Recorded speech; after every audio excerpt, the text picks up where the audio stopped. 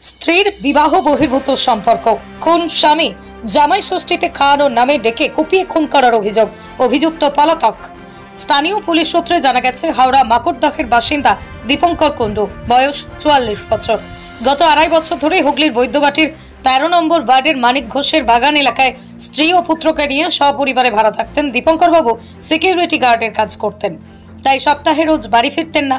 মৃতের বোন মৌমিতা শ্রীমানির অভিযোগ, দাদা শনি ও রবিবার বাড়ি ফিরত। বৈদ্যবাটিতে প্রতিবেশী এক যুবকের সঙ্গে বিবাহ বহির্ভূত সম্পর্ক ছিল বৌদির। এ নিয়ে দাদার সঙ্গে বৌদির প্রায়শই অশান্তি হতো। গত 3-4 দিন ছেলে ও বউয়ের কাছে ফেরেনি দাদা, কিন্তু দাদা খেতে ভালোবাসত। কাল জামাই ষষ্ঠী ছিল বলে দাদাকে বৈদ্যবাটির বাড়িতে ডাকে বৌদি জামাই ষষ্ঠী খাওয়ানোর জন্য। দাদাও চায় বৈদ্যবাটির বাড়িতে। বৌদি আর প্রেমিক রিজু মাঝিকে দিয়ে কুপিয়ে খুন করায়।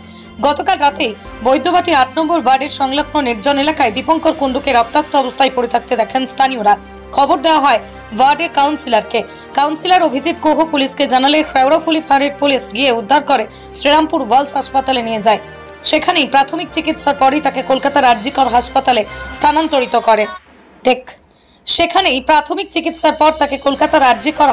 স্থানান্তরিত করে। পরে ওই হাসপাতালে মৃত্যু হয় যুবকের। মৃতের স্ত্রী জ্যোতি কুণ্ডুকে আটক করেছে পুলিশ।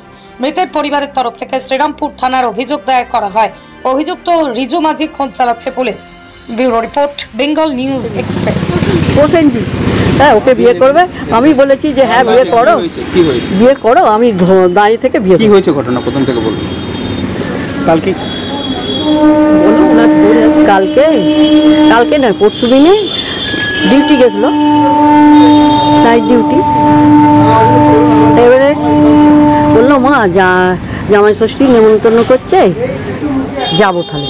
আরে রাত্রিরে বিয়ে করে রাত জেগে যাবি? হ্যাঁ যাও বলে সকালবেলা বোধহয় গেছিল। সকালবেলা আমি ফোন করেছি যে কিরে, বললো আমি পৌঁছে গেছি, বৈদ্যবাটি পৌঁছে গেছি। বাইক দিয়ে যায় তো একটু মনে হয় যে রাস্তায় কিছু হয় যদি, ওই জন্য একটু বলি যে পৌঁছে গিয়ে বলবি। হ্যাঁ, এই তারপরেতে রাত্রিবেলা আমি ভাবলাম যে বলি, তখন পৌনে নটা ফোন করছি, কিরে পৌঁছে গেছিস কাজে? আবার 8টা থেকে ডিউটি, পৌঁছে গেছিস? তখন পুলিশ ফোন ধরছে, বলছে আমরা পুলিশ, আপনার ছেলের একটা অ্যাক্সিডেন্ট হয়েছে, ওয়ালসে নিয়ে যাওয়া হচ্ছে। এই তো খানিক পরে আমি ফোন করছি বউকে, বউ তো ফোন ধরছেই না। অনেকবার ফোন করেছি, বউ ফোন ধরেনি। তারপরে বলছে ওয়ালসে যেতে। আমি তো ওয়ালসে বয়স হয়েছে, আমার হাঁটু ভাঙা, কোমর ভাঙা, সব কী করবো। আমি এই মেয়েকে ফোন করছি, ওই বোনকে ফোন করছি, যাকে ভাবছি একটু দেখে আয় না ওয়ালসে কেমন আছে ছেলে। তাও জিজ্ঞেস করেছি পুলিশকে, পুলিশ বলেছে যে একটুখানি। কতটা লেগেছে? বললো একটুখানি লেগেছে, ভালো হয়ে যাবে। এরকম করে কুপিয়েছে, বলে একদম কুপিয়েছে।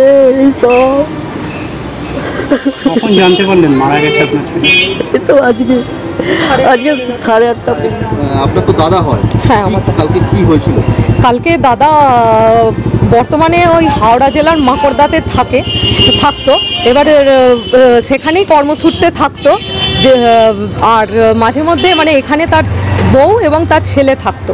এবার শনি রবিবার করে আসতো। আর কালকে যেহেতু জামাই ষষ্ঠী ছিল, সেই জন্য বউ আসতে বলেছিল। বিভিন্ন ধরনের, দাদা একটু খেতে ভালোবাসতো বলে বিভিন্ন ধরনের খাবার খাওয়াবে বলে তাকে ডেকেছিল। এবং ডেকে খাওয়ানোর পর, নেমন্তন্ন করে খাওয়ানোর পর, তারপর একজন ডেকে নিয়ে গিয়ে, যতদূর বউয়ের বন্ধু, বউয়ের লাভার, ডেকে নিয়ে গিয়ে তাকে রীতিমতো কুপিয়ে খুন করেছে। আপনারা কি করে খবর পেলেন? আমরা দাদার ফোনে ফোন করেছিল, তখন দাদার মানে এখানকার পুলিশ ধরেছিল যে এরকম ঘটনাটা হয়েছে, যে আপনারা তাহলে আসুন। তারপরে আবার বউকে ফোন করতে, বউ বললো আরজি করে নিয়ে যাচ্ছি। তাহলে সেখানেই আমরা গেছিলাম। সারা রাত টানাপোড়েন করে তাকে 80টা সেলাই করা হয়েছে। 80টা সেলাই করার পর তারপর তার নাক ফেটে গেছিলো। নাকটাকে আজকে ওটি করার কথা ছিল 9টা নাগাদ। যখন 8:30 নাগাদ তাকে ইসিজি করা হচ্ছে, তখন ইসিজি ব্ল্যাঙ্ক বেরিয়েছে, মানে সে মারা গেছে। আপনারা কি চাইছেন?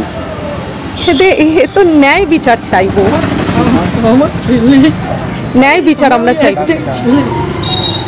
আমরা ন্যায় বিচারটা চাইছি। ও হ্যাঁ, সে যে এতটা কষ্ট পেল যেন মানে তার উপযুক্ত সে শাস্তি, মানে দাদার নাম কি?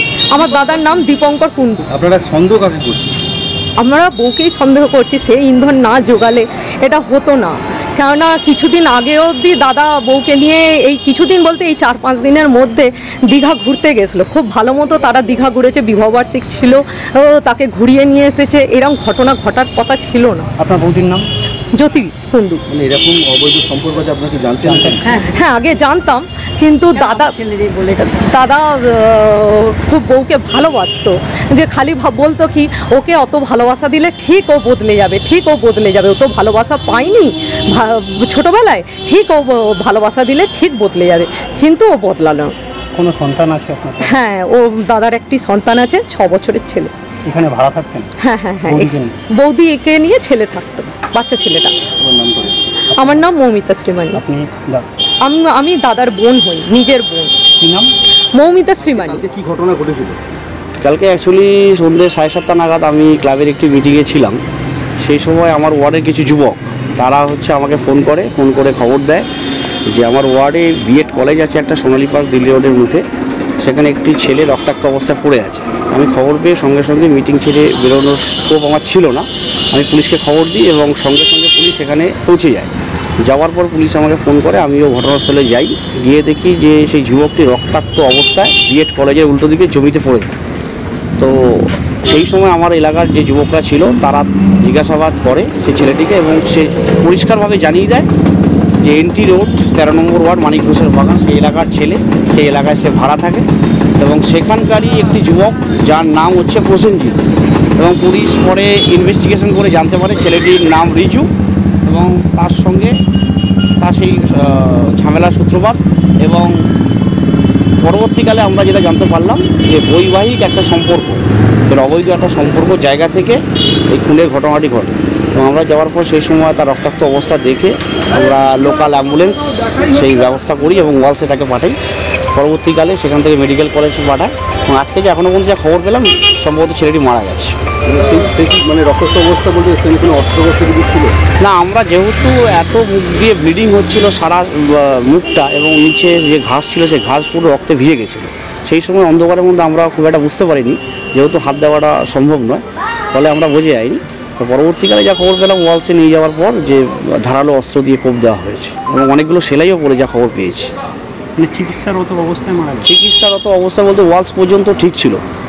কালকে যখন অ্যাম্বুলেন্স করে পাঠানো হয় সেলাই টেলাই পরার পর মাথায় 7-8টা স্টিচ পড়েছে, নাকে এবং বিভিন্ন অংশে তার সেলাই পড়েছে। পরবর্তীকালে মেডিকেলে ট্রান্সফার করা হয়। আজকে যেটা জানা যাচ্ছে এখনও পর্যন্ত যে ছেলেটি সম্ভবত মারা গেছে।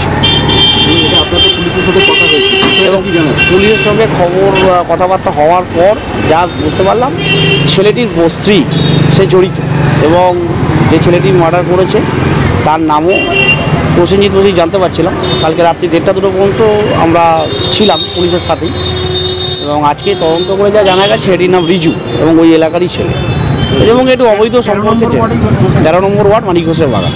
কতজনকে আটক করে কিছু জানা যায়? এখনও পর্যন্ত যা খবর, দেখুন আমরা যা বুঝতে পেরেছি ওটা একার দ্বারা সম্ভব নয়, নিশ্চয়ই আরও কিছু ছেলে এর সঙ্গে যুক্ত আছে এবং পুলিশ তদন্ত করছে। ইতিমধ্যে পুলিশও পৌঁছেছে, যা খবর পাচ্ছি হয়তো অপরাধী যিনি ধরা পড়েছে।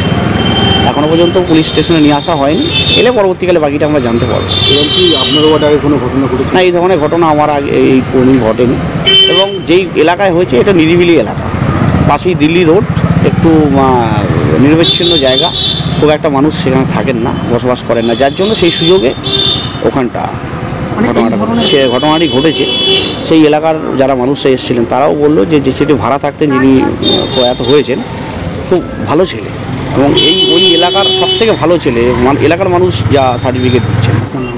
মানে অভিজিৎ গুহ, পৌর সদস্য, বৈদ্যবাড়ি পৌরসভা 8 নম্বর ওয়ার্ড।